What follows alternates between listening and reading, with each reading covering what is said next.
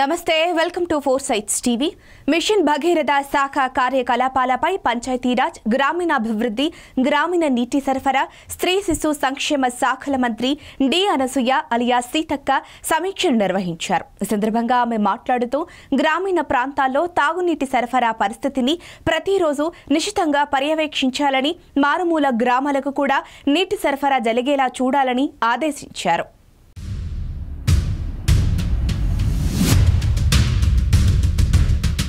రిజర్వాయర్లలో నీటి మట్టాలు తగ్గినప్పుడల్లా ప్రభుత్వం దృష్టికి తీసుకొచ్చి ఇరిగేషన్ అధికారులతో సమన్వయం చేయాలని సూచించారు. మిషన్ భగీరథ ప్రాముఖ్యతపై గ్రామీణ ప్రజలకు అవగాహన కల్పించేందుకు ప్రచార కార్యక్రమాలు నిర్వహించాలని చెప్పారు. మేడారం జాతరకు పకడ్బందీ ఏర్పాట్లు చేయాలని ఆదేశించారు. మేడారం జాతరపై లైన్ డిపార్ట్మెంట్లతో ప్రత్యేక సమావేశం నిర్వహిస్తామని చెప్పారు. కేంద్ర సర్వీసులకు వెళ్లనున్నారంటూ ప్రచారం జరిగిన నేపథ్యంలో మిషన్ భగీరథ శాఖ ముఖ్య కార్యదర్శి స్మితా సబర్వాల్ సమీక్షకు హాజరవడం ఆసక్తి కలిగించింది. శాఖ కార్యకలాపాల గురించి ఆమె మంత్రికి వివరించారు.